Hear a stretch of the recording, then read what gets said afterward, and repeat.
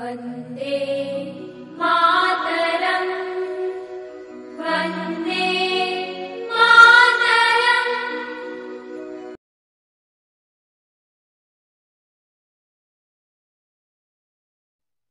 Hello friends, जय श्री कृष्णा। मैं अभी मौर्य आप लोगों का स्वागत करता हूं अपने इस YouTube फैमिली में। आज हम लोग अपने एनसीईआरटी की क्लास को फिर से कंटिन्यू करने का प्रयास करेंगे। इससे पहले की जो क्लास थी, अगर आप लोगों ने नहीं अटेंड की तो उसका नीचे डिस्क्रिप्शन में लिंक दिया गया है, आप वहां से जाकर के सारी चीजें देख सकते हैं। उसके बाद से आज हम लोग फिर से कंटिन्यू कर रहे हैं अपनी एनसीईआरटी को, जो हम क्लास 7th की एनसीईआरटी पढ़ रहे थे। तो उसमें हम लोगों ने तापमान तक देखा था। क्या देखा था? इससे पहले की क्लास में हम लोगों ने तापमान यानी टेम्परेचर तक पढ़ लिया था। उसके बाद आज हम लोग देखते हैं कि आतपन क्या होता है, यानी इसके आगे की हेडिंग है हमारी क्या? टेम्परेचर के बाद की जो हमारी हेडिंग है वो है आतपन क्या होता है। ये वर्ड थोड़ा सा नया है तो इसको याद रखना है। यूपीएससी की एक खासियत होती है यार, कि जो चीजें कॉमन होती है ना वो उसको नहीं पूछती। जो चीजें कॉमन होती हैं वो यूपीएससी कभी नहीं पूछती। जो चीजें एकदम अलग होती है वो सारी चीजें यूपीएससी पूछती है। यहां पे यार अगर आतपन दे दिया गया एग्जाम में, वर्ड यूज कर दिया गया, तो बहुत सारे विद्यार्थी हमारे ऐसे हैं कि उनको आतपन बड़ा नया सा लगेगा। फिर वो यार यही बोलेंगे कि क्वेश्चन कहां से बना दिया गया। तो वो यार क्वेश्चन यहां क्लास 7 से बनाया गया है। तो जो एनसीईआरटी पढ़े रहेंगे यार उनका काम तो बन जाएगा। बाकी जो एनसीईआरटी नहीं पढ़े उनका तो माहौल खराब हो जाएगा यार। तो इसके बाद से आज हम लोग देखते हैं कि हमारा आतपन क्या होता है। तो आतपन हमारा होता क्या है? आतपन होता क्या है यार? आतपन को हम लोग जानते हो क्या बोलते हैं? इसको हम लोग सूर्य ताप बोलते हैं। क्या बोलते हैं? सूर्य ताप के नाम से जानते हैं। जियोग्राफी की लैंग्वेज में इसको हम लोग, यानी जियोग्राफी की लैंग्वेज में भी यार इसको हम सूर्य ताप ही बोल सकते हैं। लेकिन एकदम शुद्ध सटीक जो हिंदी होती है ना, वो यहां पे यूज की गई कि आतपन हमारा होता क्या है। तो उसी आतपन को हम लोग देखते हैं। तो आतपन की डिफिनीशन हम लोग क्या देखते हैं कि यानी आतपन को हम डिफाइन कैसे कर सकते हैं कि हमारा आतपन यानी सूर्य ताप होता क्या है। इससे पहले आतपन बोला रहा हूंगा तो वो आपको समझ नहीं आया होगा, लेकिन जो सूर्य ताप होता है, सूर्य ताप आप बखूबी जानते हो। सूर्य ताप क्या होता है यार, आप जानते हो क्या होता है। देखते हैं। सूर्य से आने वाली वह ऊर्जा, सूर्य से आने वाली वह ऊर्जा जिसको पृथ्वी क्या करती है, पृथ्वी हमारी रोक लेती है, एब्जॉर्ब कर लेती है, उसी को हम लोग सूर्य ताप के नाम से जानते हैं। क्या जानते हैं? सूर्य ताप के नाम से जानते हैं या आतपन बोलते हैं। इसके बाद इसमें एक पॉइंट हम लोग और देखते हैं। क्या देखते हैं? एक पॉइंट और देखते हैं कि यह एक महत्वपूर्ण कारक होता है। यह क्या होता है? एक महत्वपूर्ण कारक होता है। ठीक है, तो ये दो पॉइंट अभी तक आप लोग नोट करोगे, अभी नोट करेंगे यार। ये दो पॉइंट हम लोग क्या करेंगे? नोट करेंगे। उसके बाद ये जो हमारा आतपन होता है, फिलहाल में मैं जब क्लास 6 की एनसीईआरटी पढ़ाऊंगा, या तो अक्षांश देशांतर नाम सुने होंगे आप लोग, लॉन्गिट्यूड एंड लैटिट्यूड, यानी जो हमारे ग्लोब है ना, ग्लोब है, उस पे हमारी कुछ काल्पनिक रेखाएं खींची गई हैं, तो उसके बारे में हम लोग एक अलग क्लास लेंगे। तो वहां पे हम सारी चीजें वहां पे डिटेल में समझेंगे, डिटेल में उनका अध्ययन करेंगे कि हमारा अक्षांश क्या होता है, देशांतर क्या होती है, भूमध्य रेखा क्या होती है, कर्क रेखा क्या होती है, मकर रेखा क्या होती है। इसी तरीके की जितनी भी हमारी काल्पनिक रेखाएं हैं ग्लोब पे, उनको हम पढ़ने का प्रयास वहां पे करेंगे। लेकिन अभी हम यहां पे केवल क्लास 7th पे ही फोकस करते हैं, क्लास 7th पे ही फोकस करते हैं। तो यार जो हमारा आतपन होता है ना, ये भूमध्य रेखा से, यानी जो हमारा सूर्य ताप होता है, सूर्य ताप जो होता है, तो भूमध्य रेखा पर ये क्या होता है, एकदम सीधा पड़ता है भूमध्य रेखा पर। यानी एक बार ये कर्क रेखा और मकर रेखा, ये दोनों के बीच में जब सूर्य आता है ना, तो यहां पे यार देखते होगे गर्मी के टाइम पे, अगर मैं एग्जांपल देना चाहूं तो गर्मी के टाइम में आप ये देखते होगे कि सूर्य एक बार ठीक हमारे ऊपर होता है। सूर्य क्या होता है, एक बार क्या होता है, ठीक हमारे सर के ऊपर होता है। तो वो क्यों होता है, उसको हम यार क्लास 6 की जब एनसीईआरटी पढ़ाऊंगा तो वहां पे मैं सारी चीजें बताऊंगा। ठीक है, वहां पे मैं सारी चीजें बताऊंगा।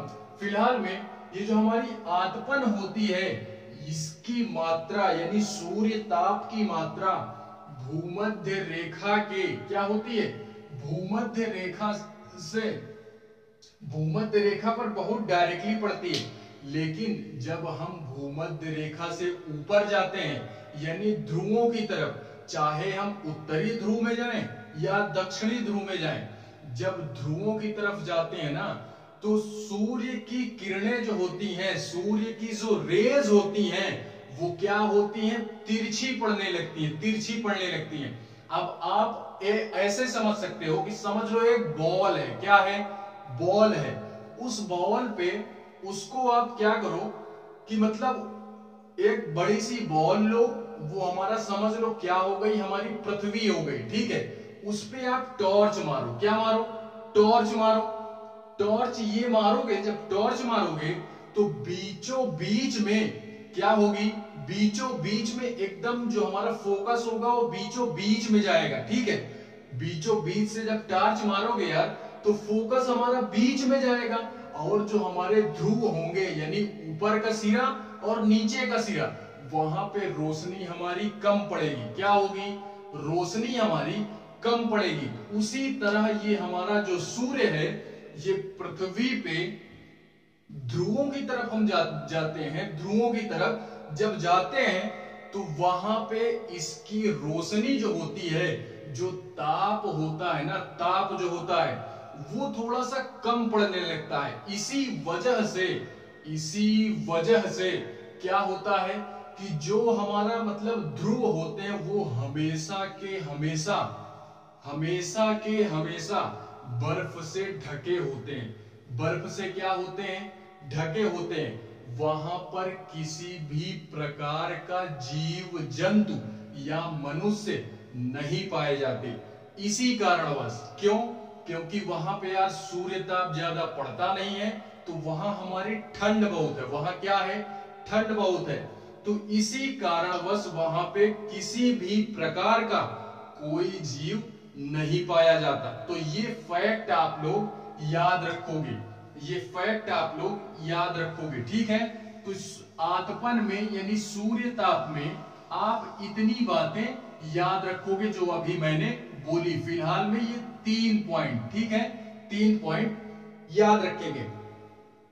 उसके बाद हम देखते हैं, आप एक छोटी सी 1 रुपए की नोट डालो, आपको लेने में भी आसानी, मुझे देने में भी आसानी। ठीक है, 1 रुपए की नोट डालो, ज्यादा भारी बर्डन नहीं देना चाहूंगा, ज्यादा बोझा नहीं ला दूंगा।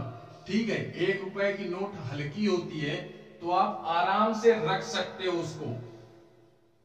जो हमारा तापमान जिससे नापा जाता है ना, जिससे हम टेम्परेचर नापते हैं, उसको हम लोग क्या बोलते हैं? तापमापी बोलते हैं। क्या बोलते हैं? तापमापी बोलते हैं। इंग्लिश में इसको क्या बोलते हैं? हाइरोमोमीटर बोलते हैं। क्या बोलते हैं?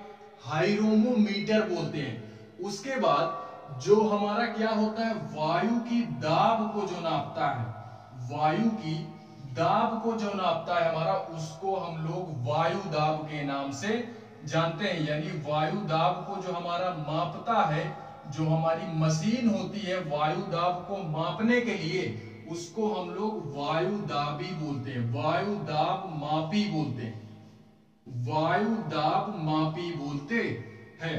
उसके बाद जो हमारी वर्षा होती है ना, वर्षा हमारी होती है, तो यार इसको कैसे नापते हैं? इसकी भी एक मशीन होती है, वर्षा मापने के लिए भी एक मशीन होती है। उस मशीन का क्या नाम है? वर्षा मापी नाम है। क्या नाम है? वर्षा मापी नाम है। आप लोग एक पॉइंट इसमें ये याद रखोगे कि जिस भी क्षेत्र में 25 सेंटीमीटर से कम वर्षा होती है पूरे साल भर में, तो उस क्षेत्र को सूखा घोषित कर दिया जाता है। उस क्षेत्र को सूखा घोषित कर दिया जाता है। ये हमारा कहां, ये आप एक एग्जांपल के तौर पे ये समझो कि जो हमारा राजस्थान में थार मरुस्थल है ना, वहां पे वर्षा नहीं होती। वहां पे क्या नहीं होती? वर्षा नहीं होती। तो वो हमारा रेगिस्तान का एरिया है। क्या है? रेगिस्तान का एरिया है। और हमारे भारत में सबसे ज्यादा जो वर्षा होती है वो हमारी असम में होती है। असम में एक स्थान है मौसिम राम करके। क्या नाम है? मौसिम राम करके। वहां पे उस मौसिम राम में पूरे साल भर में बहुत अधिक वर्षा होती है। तो ये पॉइंट भी याद रखोगे, क्वेश्चन बनाया जा सकता है कि सबसे अधिक वर्षा कहां होती है और सबसे कम वर्षा कहां होती है हमारे पूरे भारत में। ठीक है। उस मौसिम राम के स्थान पे एक नाम आप और याद रखोगे, एक स्थान है वहां पे एकदम एग्जैक्ट स्थान, चेरापूंजी करके। क्या है? चेरापूंजी। तो वो स्थान का नाम भी आप याद रखोगे। ठीक है। उसके बाद देखते हैं वात दिग्दर्शी। ये भी एक प्रकार का यंत्र होता है। क्या होता है? यंत्र होता है जिससे हमारी पवन की दिशा मापी जाती है। क्या मापी जाती है? पवन की दिशा मापी जाती है। कि जो मेरे अगर कुछ भैया क्या, मुझे जहां तक लग रहा है यार, कोई शहरी नहीं है, सब गांव से ही आए हैं, सब गांव से ही आए हैं यार। कोई शहरी बच्चा नहीं है, सब गांव से ही होंगे, मुझे ऐसा लग रहा है। क्यों? क्योंकि यार वो सारी चीजें आप खुद जानते हो, आप खुद जानते हो, मुझे बताने की जरूरत नहीं है। तो वहां पे आप एक वर्ड देखे होंगे, आप एक वर्ड सुनते होंगे लोगों के मुंह से। जो हमारे बड़े बुजुर्ग वगैरह हैं वो अक्सर यार क्या करते हैं, इन वर्ड्स को यूज करते हैं। सुनते होंगे कि जब यार हवा चलती है ना, तो वो क्या बोलते हैं कि ये पुरवैया है, ये पछियाव है। तो उनकी एक अपनी मशीन है। जो गांव के लोग होते हैं उनकी यार अपने एक टैलेंट है। मैं तो यही बोलूंगा कि एक टैलेंट है कि मतलब देख करके बता देना, देख करके बता देना कि ये किस प्रकार की हवा है, किस दिशा से चल रही है।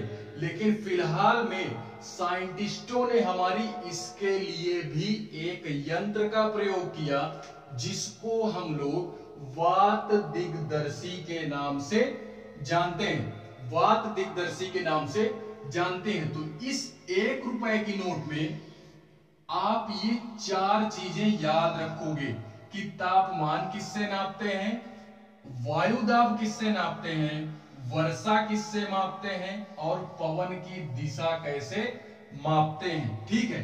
तो ये 4 चीजें 1 रुपए की नोट में आप याद रखोगे। उसके बाद एक नोट और डालो 2 रुपए की। 2 रुपए की नोट एक आप और रखो। इसमें क्या दिया गया है कि जो हमारा तापमान होता है ना, तापमान मापने की जो हमारी इकाई होती है उसको हम लोग डिग्री सेल्सियस में नापते हैं। यार मैं ये बोलना चाहूंगा, जो हमारा तापमान होता है, आप लोगों ने या तो ठंड के मौसम में या गर्मी के मौसम में आप लोग क्या करते होगे, बोलते हो ना कि आज इतनी गर्मी थी, इतनी डिग्री सेल्सियस आज का तापमान था। ठंड में बोलते हो ना कि आज का टेम्परेचर जो है हमारा वो इतने डिग्री सेल्सियस था।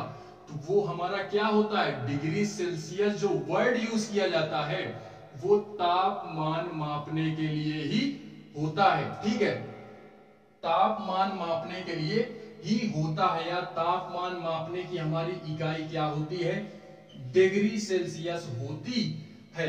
इसमें आप एक चीज और याद रखोगे, एक चीज क्या याद रखोगे, जो हमारा जल होता है ना, जल, पानी जिसको बोलते हैं, उस पानी को अगर हम पानी का टेम्परेचर मापना चाहें, पानी का अगर हमको टेम्परेचर मापना है, तो अगर हम उसका एक निर्धारित कर दें और उसके बाद हम बताएं कि उस पानी का टेम्परेचर कैसा होगा, तो मैं मान लो मैं 0 डिग्री सेल्सियस पहले ले रहा हूं। 0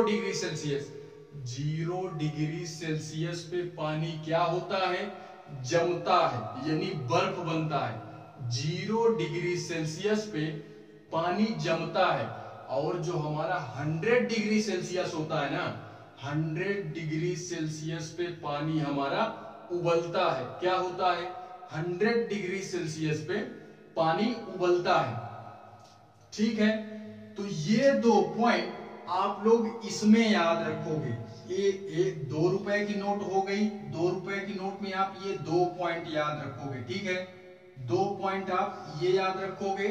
एंड 1 रुपए की नोट में ये चीजें याद रखोगे। उसके बाद हमारा आतपन क्या होता है, इसमें भी आप लोग 3 पॉइंट। वायु दाब क्या होता है, वायु दाब क्या होता है, यानी जो हमारा हवा का प्रेशर होता है वो प्रेशर होता क्या है।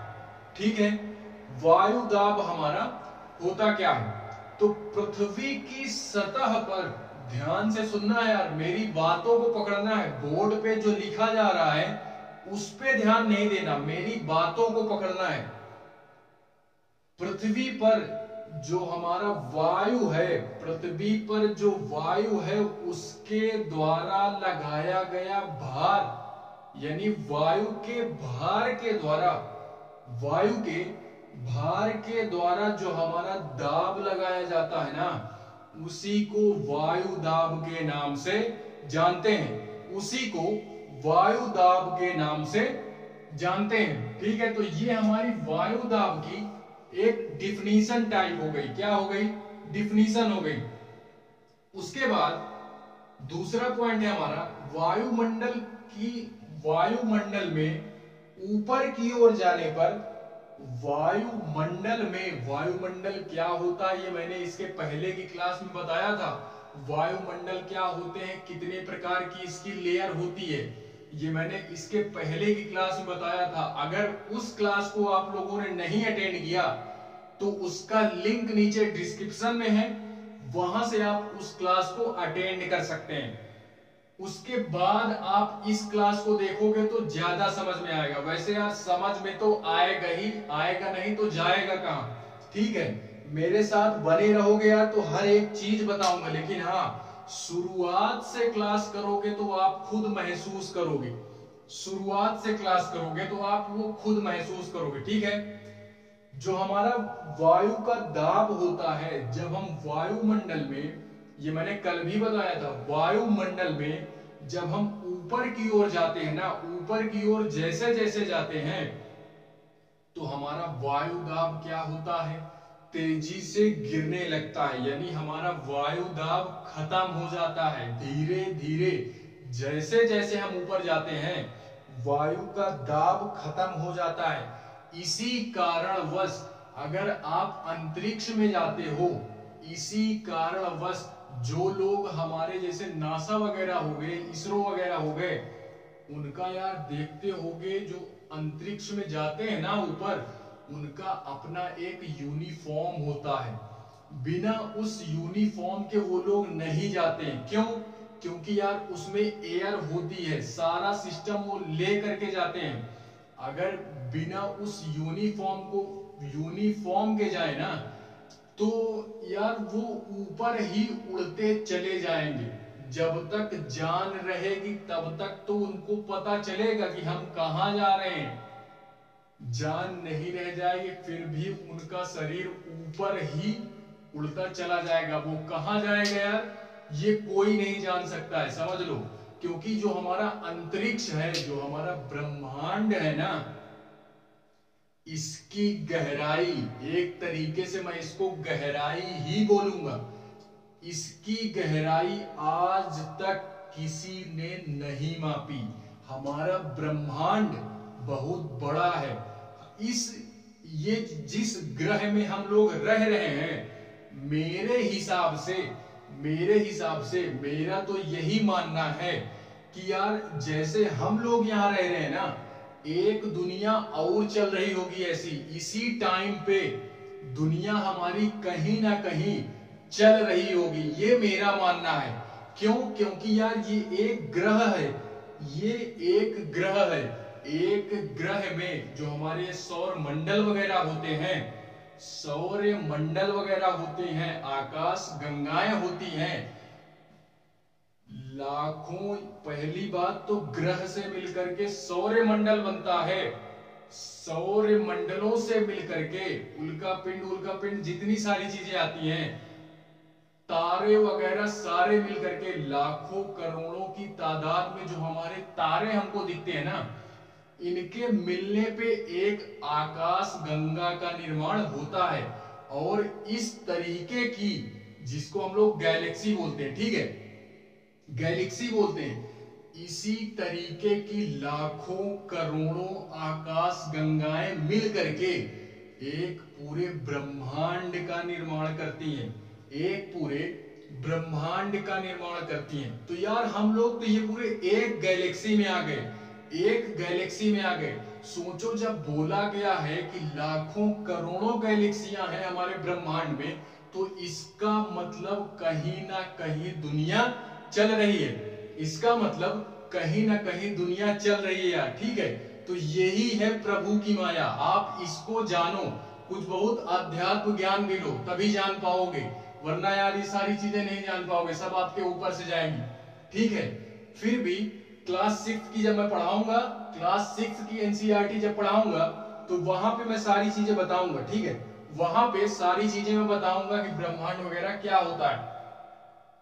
वो हमारा खगोल शास्त्र है। क्लास 6 की जो एनसीईआरटी, वो हमारे खगोल शास्त्र में आती है, ठीक है, खगोल शास्त्र में आती है। उसका पहला, दूसरा, तीसरा, चौथा जो भी चैप्टर है, वो सारा खगोल शास्त्र में आता है। तो उसका भी अध्ययन आप लोग करो, क्योंकि यार यूपीएससी में ऐसा कोई सब्जेक्ट नहीं है जो नहीं पूछा जाता। ऐसा कोई सब्जेक्ट बना ही नहीं जो ना पूछा जाए। तो सारी चीजों का अध्ययन करके हमको चलना है, ठीक है। सारी चीजों का अध्ययन करके चलना है। फिलहाल हम लोग अपने टॉपिक पे आते हैं यार। वायु दाब की हम लोग बात कर रहे थे कि जैसे जैसे हम लोग ऊपर जाते हैं, वायु दाब हमारा घटता जाता है। अब आप इससे अनुमान लगा सकते हो, इससे अनुमान लगा सकते हो क्या, कि जब ऊपर जाते हैं तो वायु दाब घटता जाता है। तो यार जाहिर सी बात है, हम लोग जितने नीचे जाएंगे वायु दाब हमारा बढ़ता जाएगा। क्या होगा? वायु दाब बढ़ता जाएगा, ठीक है। अब मैं खोदने की बात नहीं कर रहा हूं कि आप पृथ्वी को खोदो, वायु दाब ही देखो, ठीक है, वायु दाब ही देखो, ये नहीं। एक कारण इसका ये भी होता है कि ग्रेविटी है, हमारे पृथ्वी पे ग्रेविटी है। फिजिक्स में पढ़े होगे तो अच्छा है, नहीं पढ़े होगे तो फिजिक्स पढ़ाऊंगा तो वहां पे बताऊंगा मैं, ठीक है। ग्रेविटी है हमारे पृथ्वी पे, जिसके कारणवश हम खड़े हो पा रहे हैं, जिसके कारणवश हम खड़े हो पा रहे हैं। अर्थात क्या होता है यार, ग्रेविटी ना होती तो हम क्या होते, इस पृथ्वी की सतह पर टिक नहीं पाते, हम भी उड़ रहे होते। क्या हो रहे होते? उड़ रहे होते, इसी पृथ्वी पे उड़ रहे होते। क्योंकि हमारा जो चांद है ना, चांद, चंद्रमा को आप लोग देखते हो, लोग क्या बोलते हैं, मैं भी यार पुराने जो हमारे बुजुर्ग लोग हैं ना, उनके मुंह से मैं तो यही सुनता था, चंदा मामा है। चंदा क्या है? मामा है। तो यार ये सारी चीजें, थोड़ा सा धारणाएं जो है ना, वो एक बच्चे को बहलाने के लिए वो सारी चीजें बता दी गई कि चंदा हमारा मामा है। ठीक है, बाकी जो हमारा चंदा है ना, ये हमारे चंदा मामा जिसको बोलते हैं, ये क्या है? हमारी पृथ्वी का एक उपग्रह है। क्या है? हमारी पृथ्वी का एक उपग्रह है। हमारे पृथ्वी के पास एक ही उपग्रह है, वो है हमारा चंद्रमा। वो हमारा क्या है? चंद्रमा है। उसकी अगर दूरी की बात करूं यहां से, चंद्रमा की दूरी की बात अगर यहां से की जाए तो एकदम एग्जैक्ट तो नहीं बोल रहा हूं, फिर भी 3-3.5 लाख किलोमीटर है। 3-3.5 लाख किलोमीटर दूर है। फिर भी हमारे पृथ्वी से थोड़ा सा छोटा है, पृथ्वी से छोटा है। सूर्य की तो यार मैंने बात ही की थी, वो तो बहुत दूर है, ये लाख में गिनती है। सूर्य की हमारी करोड़ों में गिनती होती है। सूर्य की हमारे करोड़ों में गिनती होती है। तो यार चंदा जो हमारा है ना, वहां पे वायु नहीं है, वहां पे ना एयर है, ना एयर का प्रेशर है। इस वजह से वहां पर जाते हैं ना, तो उनका अपना यूनिफॉर्म होता है, उसको पहन करके जाते हैं। ठीक है, पहन करके जाते हैं। वहां पे व्यक्ति क्या हो रहा होता है, यहाँ पे अगर आप 50 किलो के हो तो वहां पे ज्यादा वेट नहीं बचता, 10 या 15 किलो वेट बचता है। क्यों? क्योंकि वहां पे यार ना ग्रेविटी है, ना प्रेशर है, ना ही प्रेशर है, तो व्यक्ति वहां हल्का हो जाता है जाकर के और उड़ने लगता है। क्या हो जाता है? उड़ने लगता है। इसी कारणवश, क्योंकि वहां पे ना प्रेशर है, ना किसी भी प्रकार की एयर है।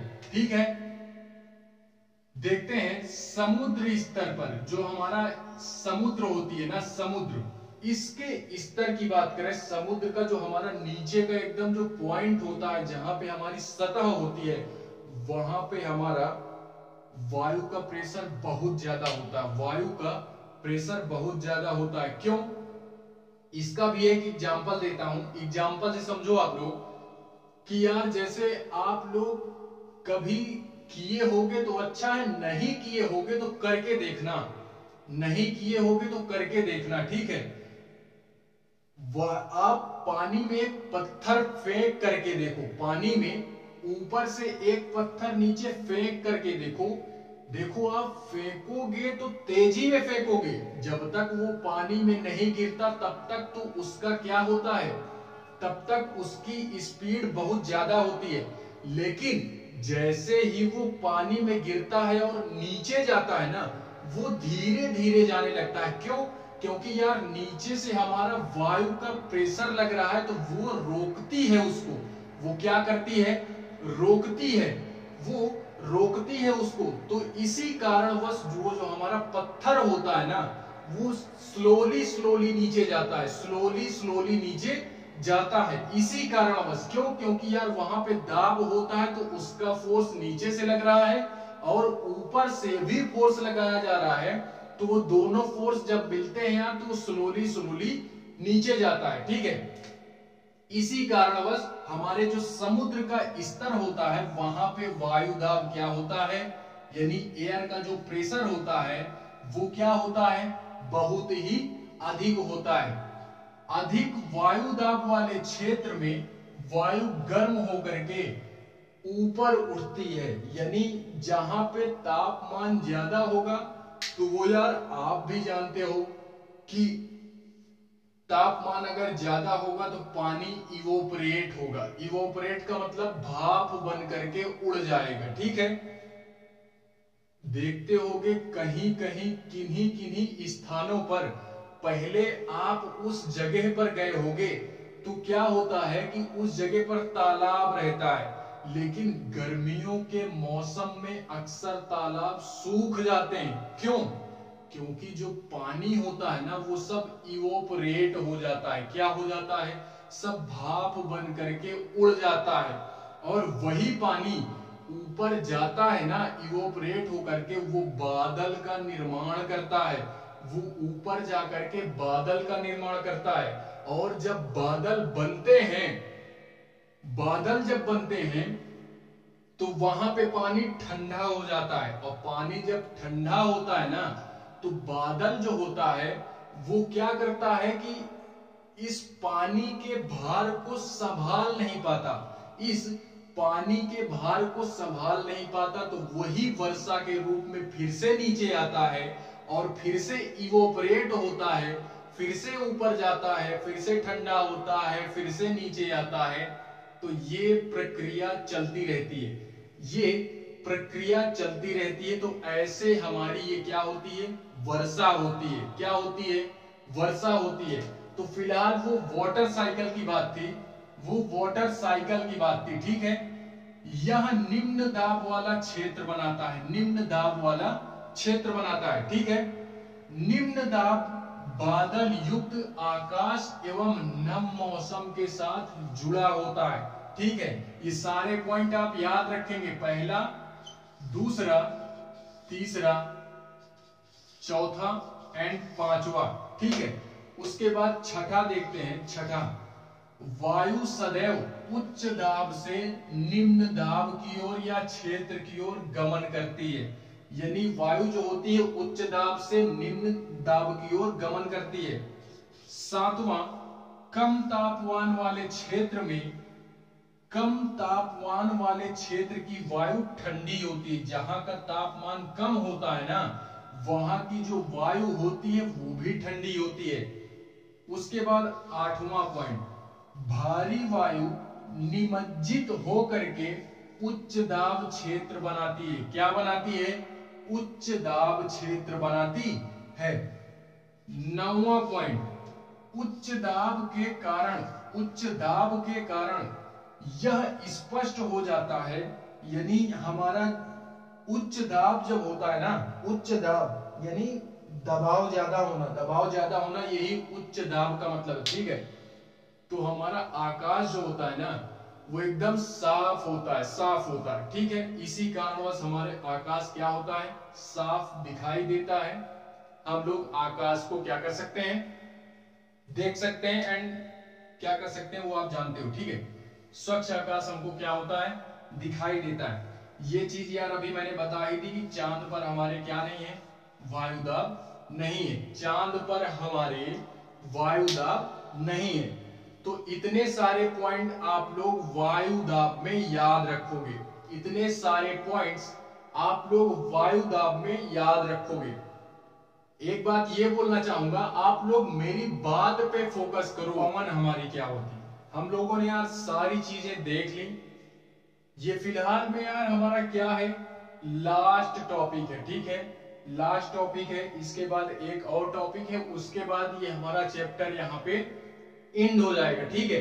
इसके बाद की क्लास में हम लोग क्या करेंगे, एक नए चैप्टर के साथ नई शुरुआत करेंगे, ठीक है। देखते हैं हम लोग पवन होती क्या है, पवन क्या होती है, यानी जिसको आप लोग हवा बोलते हो, पवन बोलते हो, समीर बोलते हो, पर्यायवाची है, ठीक है। ये क्या है, सारे पर्यायवाची। हिंदी की क्लास अगर हिंदी में पढ़ना चाहते हो तो भी यार बोल सकते हो, सारी चीजें मैं पढ़ाऊंगा। लेकिन जानते हो मेरे पास थोड़ा सा समय का अभाव है, एक दिन में एक ही वीडियो बना करके अपलोड कर सकता हूं, एक दिन में एक ही क्लास ले सकता हूं। बाकी धीरे धीरे जैसे दिन बीतते जाएंगे यार, मेरे चैनल पे आपको ऐसा कोई सब्जेक्ट नहीं बना है जो मैं ना पढ़ाऊं, ऐसा कोई सब्जेक्ट नहीं जो मैं ना पढ़ाऊं, ठीक है। तो उसको हम धीरे धीरे कवर करेंगे, ठीक है, धीरे धीरे कवर करेंगे। पवन देखते हैं, हमारी पवन क्या होती है, उच्च दाब से निम्न दाब वाले क्षेत्र की ओर जो वायु गति करती है उसी को हम लोग पवन बोलते हैं, उसी को हम लोग पवन बोलते हैं। यार जब अपेक्षा की जा रही है कि कक्षा 7 के बच्चे को इतनी सारी चीजें पता होनी चाहिए, तो आप तो फिलहाल यार डीएम बनने की सोच रहे हो, तो आपको तो पता ही होना चाहिए। जब कक्षा 7 के बच्चे से अपेक्षा की जा रही है कि उसको इतनी सारी चीजें पता हो, तो आपसे तो यार अपेक्षा की ही जाती है कि आपको तो ये सारी चीजें यार पता ही होनी चाहिए। ठीक है। उच्च दाब क्षेत्र से निम्न दाब क्षेत्र की ओर वायु की गति को ही हम क्या बोलते हैं? पवन बोलते हैं। क्या बोलते हैं? पवन के नाम से जानते हैं। अब ये जो हमारी पवन होती है ये 3 प्रकार की होती है। बेसिकली हमारी ये जो पवन होती है ये 3 प्रकार की होती है। पहली बात, एक पवन हमारी होती है स्थायी पवन। स्थायी पवन अभी केवल नाम जानो, उसके बाद अभी 2-2 3-3 पॉइंट इनके बारे में देखेंगे। एक होती है हमारी स्थायी पवन। उसके बाद जो दूसरा होता है हमारा, वो हमारा होता है स्थानीय पवन। क्या होता है? स्थानीय पवन। उसके बाद जो तीसरा हमारा होता है वो होता है मौसमी पवन। क्या होता है? मौसमी पवन होता है। तो ये 3 पवन हमारी होती हैं, 3 प्रकार की हमारी हवाएं होती हैं। तो आप इनको भी याद रखोगे। अब हम लोग देखते हैं कि हमारी स्थायी पवन होती क्या है। स्थायी पवन होती क्या है? तो यार बेसिकली हम स्थायी पवन उसको बोल सकते हैं कि पूरे साल भर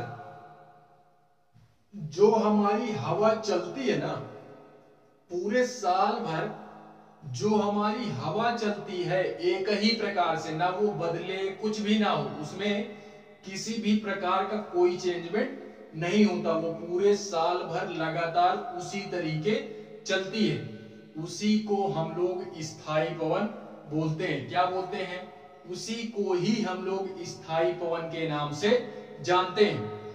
अब हमारी यार मौसमी पवनें क्या होती हैं? तो ये यार मौसमी पवनें कहने का मतलब यही है कि आप ये सारी चीजें समझ सकते हो। मौसम के आधार पे जो पवनें चलती हैं, ऋतुओं के आधार पर जो चलती हैं, उसी को हम क्या बोलते हैं? उसी को यार हम बोलते हैं मौसमी पवनें। ये यार मौसमों के आधार पे चलती हैं, ऋतुओं के आधार पे चलती हैं। ठीक है। उसके बाद स्थानीय पवनें क्या होती हैं? स्थानीय पवनें यार किसी छोटे क्षेत्र में वर्ष या दिन के किसी विशेष समय चलती है। ये हर समय नहीं चलती। ये पवन हमारी देख लो, इसका ये एक गुण है, ये भी बहुत अच्छा टैलेंट है इस पवन का। क्या है? अच्छा टैलेंट है कि ये हर समय नहीं चलती, हर समय ये पवन नहीं मिलती है। ये कब मिलती है? ये किसी छोटे क्षेत्र में पूरे साल भर या दिन भर में एक समय में चलती है। एक समय में चलती है, या तो पूरे समय साल भर में एक बार चलेगी या पूरे दिन भर में एक बार चलेगी। समझ लो। ठीक है। तो ये 3 पवनें आप याद रखोगे। इसमें का यार एक एग्जांपल मैं ये देना चाहूंगा। भारत की जो मानसूनी हमारी पवनें हैं वो हमारी स्थायी पवनें हैं। स्थायी पवन में आप एक एग्जांपल नोट कर लोगे कि जो हमारी यार भारत की जो हमारी मानसूनी पवनें हैं वो हमारी क्या है यार? वो हमारी स्थायी पवनें हैं। ये भी क्लास 6 की एनसीईआरटी में दिया गया है, चैप्टर नंबर 8 है। आप लोग खोल करके किताब देख सकते हो। ठीक है। चैप्टर नंबर 8 छोड़ो, फिलहाल में जब पढ़ाएंगे तो वो तो यार बताएंगे। ठीक है, वो तो यार बताएंगे ही हम। ठीक है। अब उसके बाद हम लोग देखते हैं, आप लोग एक चीज ये याद रखोगे कि अभी मैंने बताया था ना कि जो हमारे बड़े बुजुर्ग लोग होते हैं उनका यार अपना एक अलग ही टैलेंट है। क्या? उनका अपना अलग एक टैलेंट ये है कि वो लोग दिशा के आधार पर पवनों का क्या कर देते हैं? पवनों को बता देते हैं कि कौन सी पवन किस दिशा से आ रही है, तो उसी हिसाब से वो लोग उस पवन का नाम रख देते हैं, जिसको आप लोग बोलते हो या सुनते हो पुरवैया पछियाव करके जिसको बोलते हैं ना, तो वही होती है। ये एक अलग टैलेंट हो गया फिलहाल में, लेकिन बहुत अच्छा टैलेंट है यार। ये टैलेंट होना चाहिए, सबके अंदर नहीं होता है, ये हमारे पुराने बुजुर्गों के अंदर ही मिलेगा। ठीक है। आर्द्रता देखते हैं। आर्द्रता, आर्द्रता क्या होती है? वायु में किसी भी समय जल वाष्प की मात्रा, वायु में किसी भी समय जल वाष्प की मात्रा, वायु में किसी भी समय जल वाष्प की मात्रा को ही हम आर्द्रता के नाम से जानते हैं। ठीक है, तो ये एक डिफिनीशन हो गई, जिसको अभी मैंने क्या बोला था, इवेपोरेशन बोला था। क्या बोला था? इवेपोरेशन की पानी हमारा इवेपोरेट हो रहा है, ऊपर जा रहा है गर्म होकर के, यानी गर्म हवाएं हमारी क्या हो रही हैं, ऊपर जा रही हैं, फिर से बादल बना रही है, फिर से वहां पे पानी ठंडा होता है।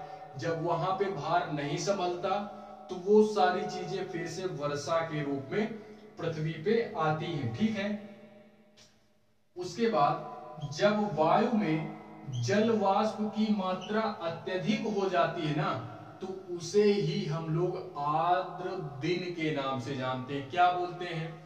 आर्द्र दिन के नाम से जानते हैं। तो इस आर्द्रता में आप लोग 2 पॉइंट अभी के लिए 2 याद रखो, 3 अभी मैं और बता रहा हूं। ठीक, उसी यार हम लोग उसी में देखते हैं, किसमें, ये जो अभी हम लोग आर्द्रता देख रहे थे, उसी आर्द्रता में 2-3 पॉइंट और देखते हैं। फिलहाल में मैं इन सारी चीजों को बता चुका हूं अभी। ठीक है, अभी मैं इन सारी चीजों को बता चुका हूं, लेकिन आप लोग एक बार किताबी लैंग्वेज भी देखो, बुक में क्या दिया गया है।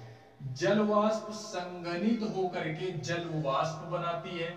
अभी मैंने बोला जो इवेपोरेशन हमारा होता है संघनित मतलब इकट्ठा करके, जल वाष्प जो हमारी होती है जब वो इकट्ठा होती है, इवोपरेट हो जाती है। क्या होती है? इकट्ठा होकर के इवेपोरेट हो जाती है, वही हमारी जाकर के ऊपर बादल का निर्माण करती है।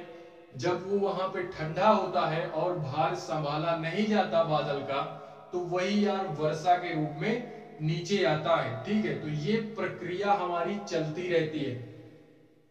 वर्षा अधिकतर जो हमारी होती है ये समुद्र के जलों से जो हमारा पानी इवेपोरेट होता है उसी के कारणवश होती है। ठीक है, जो हमारा समुद्र होता है, समुद्र के वजह से ही हमारा जो हर साल वर्षा होती है ना, कि एक टाइम फिक्स है कि इस टाइम पे हमारा मानसून इंडिया में इंटर कर जाता है।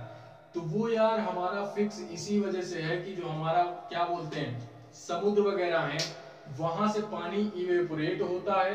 हमारा मौसम किधर से आता है पता है? मौसम किधर से इंटर करता है? समुद्र हमारा किस साइड है? मैप में आप लोग मैप जरूर रखो, जियोग्राफी पढ़ रहे हो तो मैप जरूर रखो। ठीक है, मैप में आप लोग देखो, मैप में आप लोग क्या देखोगे कि जो हमारा केरल लेवल का साइड यानी दक्षिण वाला साइड, हमारे भारत का दक्षिण वाले साइड आओगे, केरल, तमिलनाडु, गोवा साइड। ठीक है, तो इधर क्या होता है, इधर से ही हमारा मानसून भारत में इंटर करता है। ठीक है, इधर से ही हमारा भारत में क्या करता है, मानसून इंटर करता है। ठीक है, तो आप लोग इसको भी याद रखोगे। ये फिलहाल में ये भी यार क्लास 7th में ये भी है, क्लास 7th में नहीं सॉरी क्लास 6th में। ये सारी बेसिक चीजें जो छोटी छोटी है ना, ये क्लास 6th में है।